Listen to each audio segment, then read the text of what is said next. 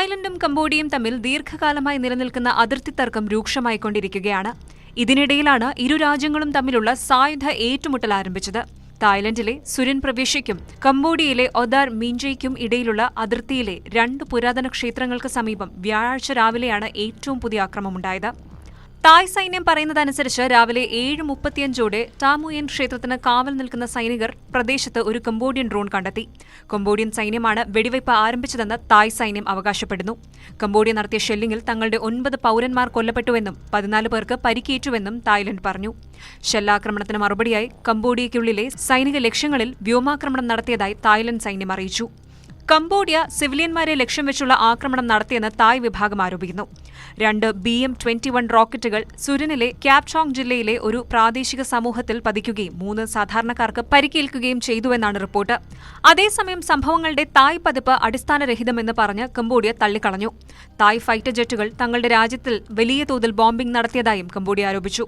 ഏറ്റുമുട്ടലിന് തുടക്കമിട്ടതിന് Cambodia തായ്ലൻഡിനെ കുറ്റപ്പെടുത്തി.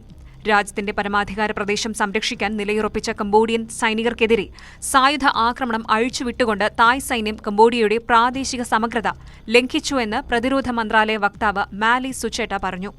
തായ് കടന്നുകയറ്റത്തെ ചെറുക്കുന്നതിനും രാജ്യത്തിന്റെ പരമാധികാരം സംരക്ഷിക്കുന്നതിനുമായി അന്താരാഷ്ട്ര നിയമങ്ങൾക്കനുസൃതമായി കംബോഡിയൻ സൈന്യം സ്വയം പ്രതിരോധത്തിൽ പ്രതികരിച്ചുവെന്നും അവർ കൂട്ടിച്ചേർത്തു. ഇതിനിടെ തായ്ലൻഡിലെ ആശുപത്രി കംബോഡിയ ആക്രമിച്ചുവെന്നും തായ്ലൻഡ് കംബോഡിയയിൽ F-16 യുദ്ധവിമാനം വിന്യസിച്ചുവെന്ന വാർത്തയും പുറത്തുവരുന്നുണ്ട്. തായ്ലൻഡ്, കംബോഡിയ, ലാവോസ് എന്നീ രാജ്യങ്ങളുടെ അതിർത്തികൾ സംഗമിക്കുന്ന ഭൂരാഷ്ട്രീയ സെൻസിറ്റീവായ പ്രദേശമായ എമറോൾഡ് ട്രയാങ്കിളിനെ ചൊല്ലി പതിറ്റാണ്ടുകളായി നിലനിൽക്കുന്ന തർക്കത്തിലെ ഏറ്റവും പുതിയ സംഘർഷമാണ് ഈയൊരു ഏറ്റുമുട്ടൽ. നിരവധി പുരാതന ക്ഷേത്രങ്ങൾ സ്ഥിതി ചെയ്യുന്ന ഈ പ്രദേശത്ത് ആവർത്തിച്ചുള്ള ഏറ്റുമുട്ടലുകൾ ഉണ്ടായിട്ടുണ്ട്. സംഘർഷങ്ങളുടെ പശ്ചാത്തലത്തിൽ കംബോഡിയയുമായുള്ള വടക്കുകിഴക്കൻ അതിർത്തി കടന്നുള്ള സ്ഥലങ്ങൾ അടയ്ക്കുകയാണെന്നും അയൽരാജ്യത്തേക്കുള്ള അംബാസഡറെ പിൻവലിക്കുകയാണെന്നും തായ്ലൻഡ് അറിയിച്ചു. കൂടാതെ തങ്ങളുടെ പൌരന്മാരോട് എത്രയും പെട്ടെന്ന് കംബോഡിയ വിടാനും നിർദ്ദേശം നൽകിയിട്ടുണ്ട്. സംഘർഷം തുടങ്ങി 48 മണിക്കൂറിനുള്ളിൽ ഇരു രാജ്യങ്ങളും തമ്മിലുള്ള നയതന്ത്ര ബന്ധം വിച്ഛേദിക്കപ്പെട്ടു. 2 രാജ്യങ്ങളും അംബാസഡർമാരെയും പുറത്താക്കി.